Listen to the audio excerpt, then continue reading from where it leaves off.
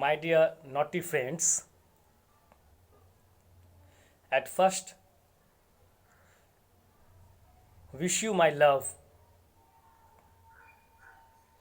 wish you a very happy future, wish you a very tasty day and dreamy nights to all of you. Dear friends, presently the situation is very rough. It is very tough. It is fearful. डरावना situation है. It is horrible. It is not so tasty. It is not interesting. It is not pleasant. It is not full of joy. All of you are imprisoned in your houses. Your houses might seem to you as jails.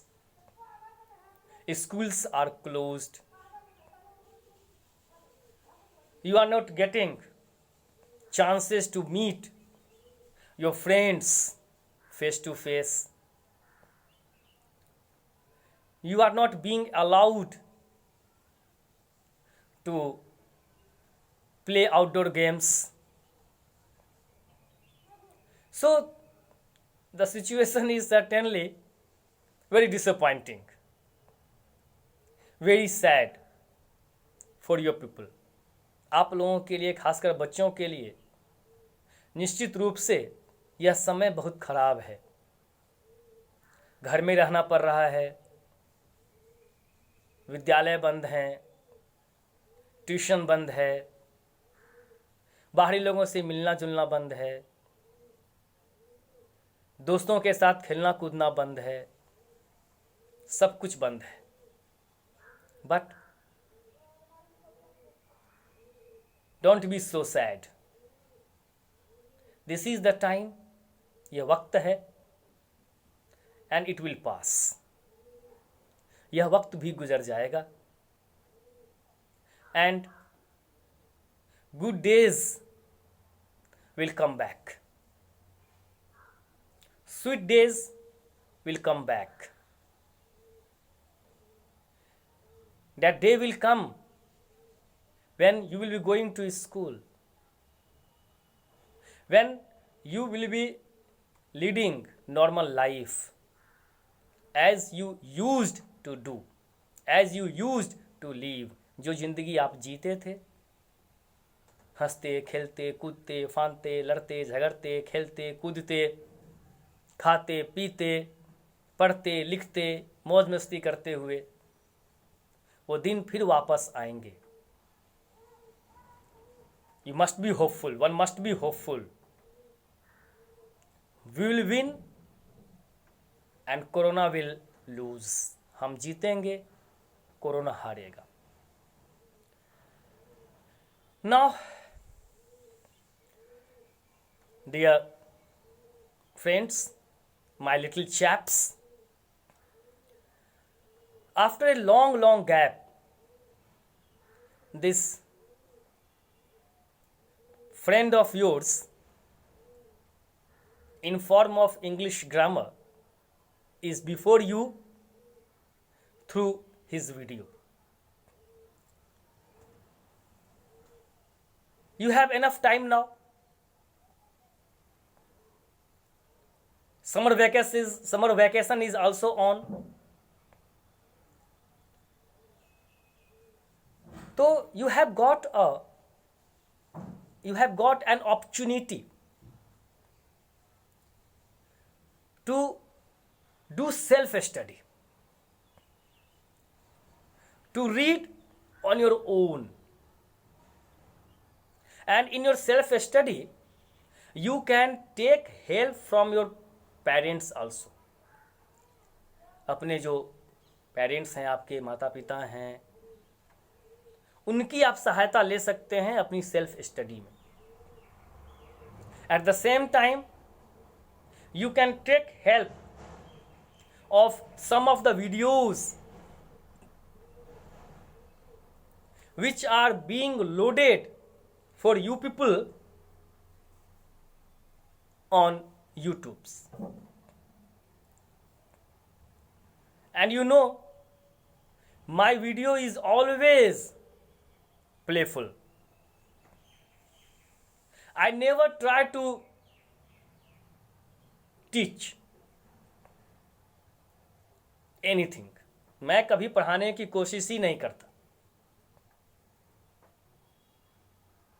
I do not know पढ़ाइंग तो मुझे आता ही नहीं है। मुझे आता ही नहीं। I don't know how to teach. In fact I come to you to play with you. मैं तो आपके साथ केवल खेलने के लिए आता हूं। We play together and I like playing with you and I know it fully well. मैं यह भी जानता हूं friends, my little hearts, that you also love me and you also miss me. You also want to play with me. आप भी मुझे miss करते हो, आप मुझे याद करते हैं, आप मेरे साथ खेलना पसंद करते हैं। And while playing together, we learn something मिरेकुलसली। खेलते खेलते चमत्कारिक ढंग से हम कुछ सीख जाते हैं, लर्न कर जाते हैं। क्योंकि games and sports also teach us. क्योंकि गेम्स और स्पोर्ट्स भी हमें बहुत कुछ सिखाते हैं।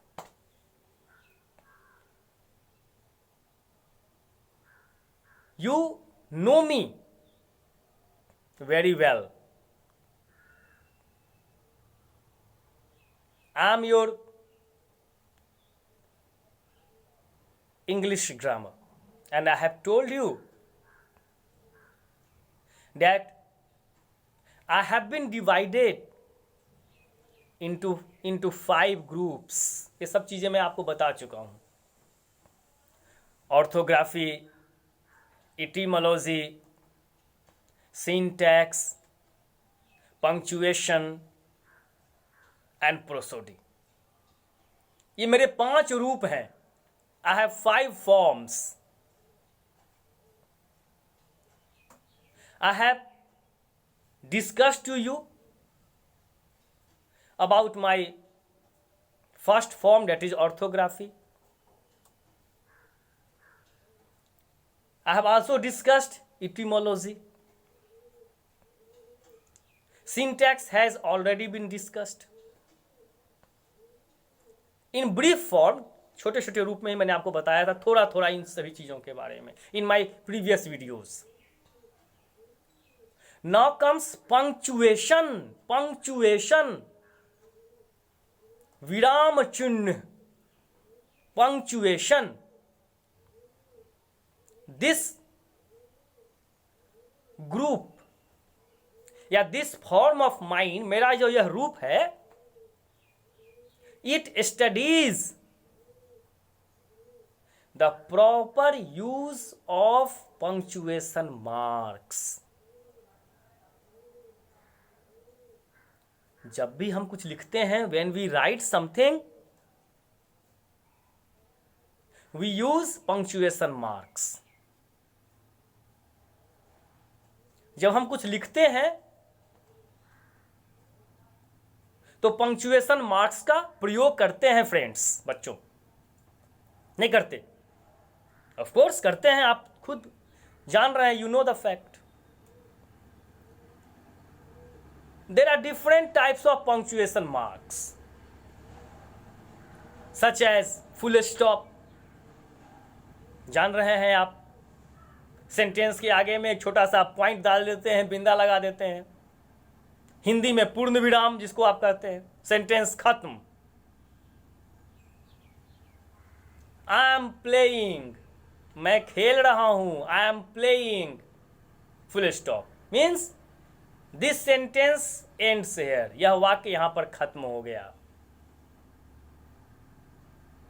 आई एम ईटिंग, मैं खा रहा हूं, फुल स्टॉप, सेंटेंस खत्म हो गया। मैं खा रहा हूं, पूर्ण विराम, अब वाक्य यह खत्म हो गया। यहां पर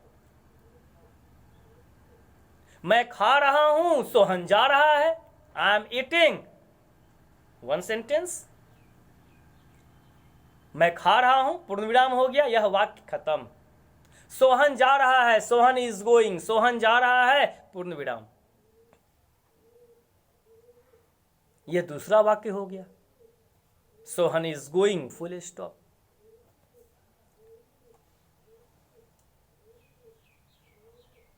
फुल स्टॉप देखा आपने।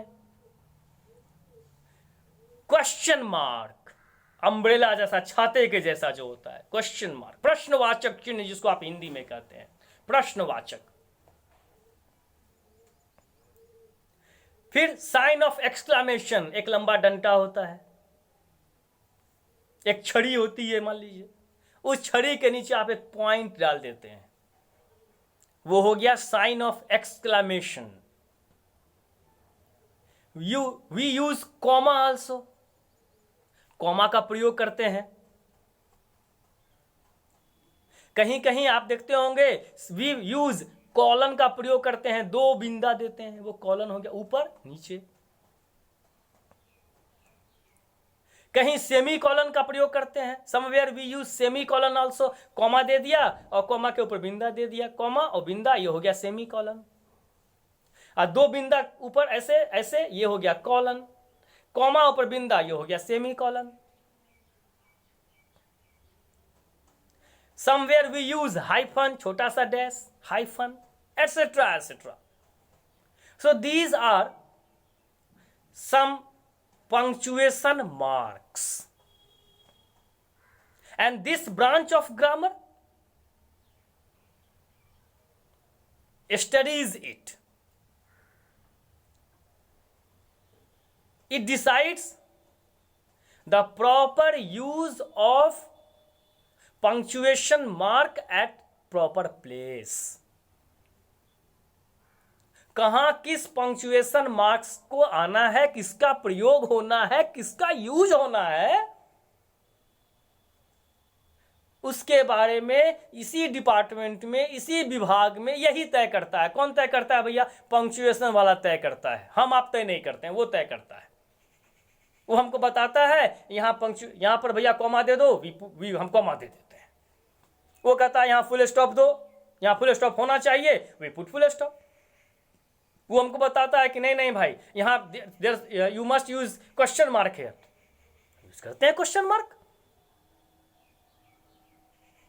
अब where we use full stop, where sign of exclamation, where comma, where question mark, we will discuss it later on. ये सब चीजें भी हम लोग पढ़ेंगे, आगे पढ़ेंगे, आगे देखेंगे। फिर कम्स प्रोसोडी, छंद विचार। तो दिस ब्रांच ऑफ माइंड, मेरा जो ये रूप है, ये जो मेरा फॉर्म है, it studies the use of rhyme, rhythm, Cadence, particularly in the field of poetry. जो कविता लिखी जाती है ना बाबू बच्चों, उसमें लय है, उसमें ताल है, उसमें मीटर है। They are formulas of writing poetry. कविता लिखने का एक फॉर्मूला होता है। आप पिट्टो गेम खेलते हैं तो उसका एक फॉर्मूला है कि नहीं है बताइए। आप कबड्डी खेलते हैं, यू प्ले कबड्डी, उसका भी एक नियम कानून है, रूल रेगुलेशन है, फॉर्मूला है कि नहीं बोलिए। आपकी प्यारी सी, दुलारी सी, न्यारी सी मम्मी चाय बनाती हैं, your lovely and sweet mother prepare T, उसका भी एक फॉर्मूला है। योर फादर वॉश प्लेट्स, बर्तन धोते रहते हैं मान लीजिए बेचारे घर में बैठ के, खासकर इस समय कोरोना के समय में करने को कुछ है नहीं, मम्मी कहती है जी बर्तन धो के ले आइए, and your father goes and start washing, start rinsing the plates rather. It has its own formula, इसका भी फॉर्मूला है। तो कविता को लिखने का भी एक फॉर्मूला होता है, उसमें लय ताल होता है एक्सेट्रा, तो उसके बारे में हम उसमें पढ़ते हैं। ये अभी आपको नहीं जानना है, you will know it later on, बाद में आप इसको जानिएगा। तो ये तो कंफर्म हो गया, मान गए गुरु कि English grammar is divided into 5 groups. इसमें तो कोई आपको देयर इज नो डाउट, कोई संदेह नहीं है, आपको कोई प्रॉब्लम भी नहीं है इसको समझने में। कौन सा डिपार्टमेंट क्या करता है ये भी आप जान गए, बड़े प्यार से, बड़ी दुलार से, बड़ी खूबसूरती से, you came to know it.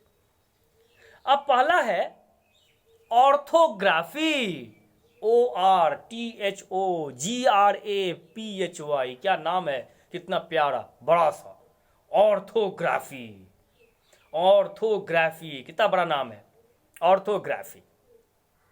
इसको कहते हैं वर्ण विचार, वर्णोलॉजी। ये करता क्या है, ये डिपार्टमेंट ऑर्थोग्राफी करता क्या है?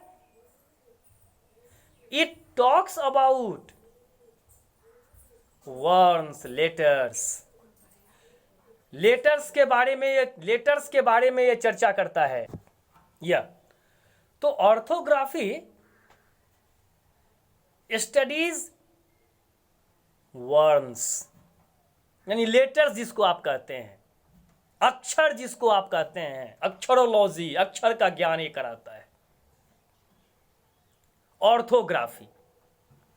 It is the department of letters.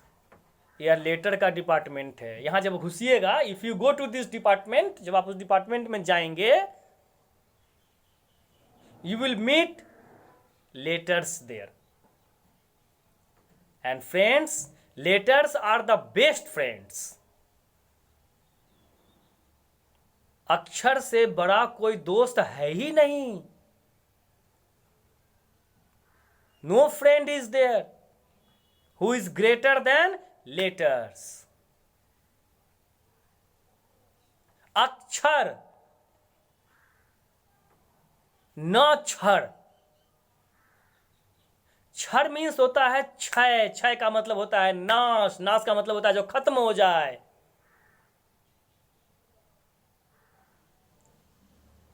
अक्षर न क्षर, न क्षय, न नाश, यानी अक्षर का नाश नहीं होता है। It is not distracted, it is not broken, it doesn't and, it is permanent. वह हमेशा होता है, हमेशा के लिए होता है, खत्म नहीं होता, सड़ता नहीं है, गलता नहीं है, जलता नहीं है, इसका विनाश नहीं हो सकता है।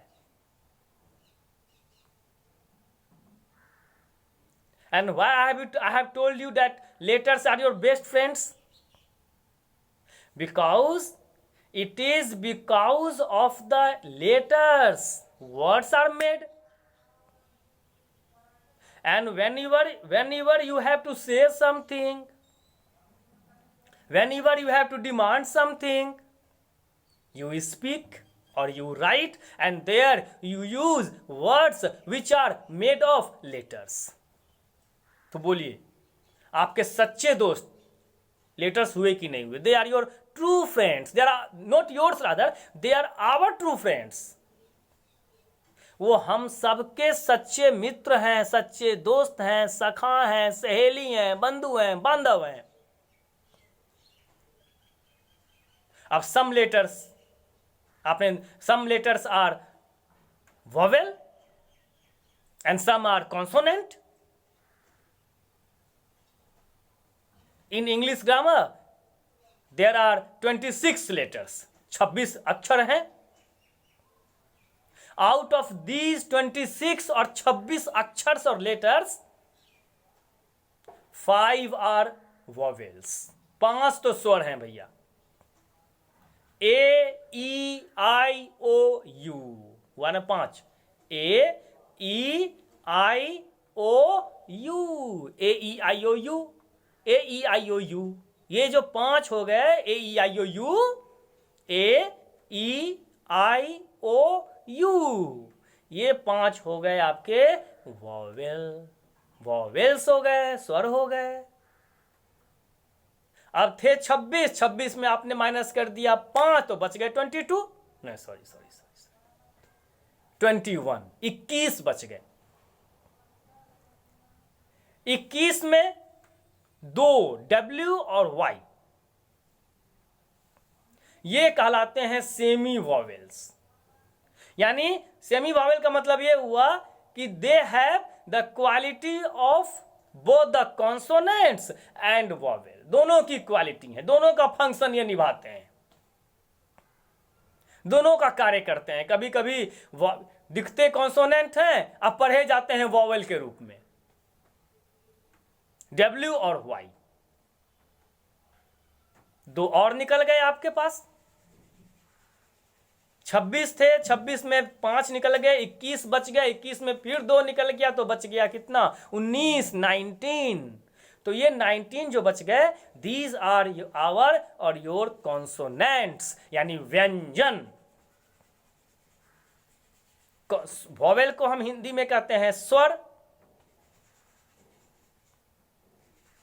इंग्लिश ग्रामर में वॉवेल होते हैं 5, A E I O you. 2 हो गए आपके सेमी वॉवेल, W और Y। बिसाइड्स दीज, यानी कि 5 और 7, 2 7 7, besides these 7 letters, all the remaining 19 letters in English are consonants। इन 7 अक्षरों को अगर छोड़ दीजिए, छोड़ने के बाद अंग्रेजी व्याकरण में जितने भी अंग्रेजी जो हमारा अल्फाबेट है उसमें जितने भी लेटर्स बच जाते हैं वे कॉन्सोनेंट्स कहे जाते हैं, व्यंजन कहे जाते हैं, कॉन्सोनेंट्स। समझ गए आप? देन अब आती है बात alphabet and letters. What is the difference between these two? Alphabet में और लेटर में क्या अंतर है, समझ लीजिए। तो when you write from A to Z in series, in sequence, जब आप ए से जेड तक क्रम से लिखते हैं, means after A comes B, after B C D E F G H I J K, likewise you reach to Z. जब आप जेड तक पहुंच जाते हैं तो it is known as alphabet. उनको हम कहते हैं वर्णमाला, वर्णों की माला। माला तो आप जान ही रहे हैं, फूलों की माला। यहां ये जो माला है, ये जो माला है, ये है वर्णमाला, वर्णों की माला, अक्षर माला, अक्षरों की माला, alphabet. Letter, when they are written separately,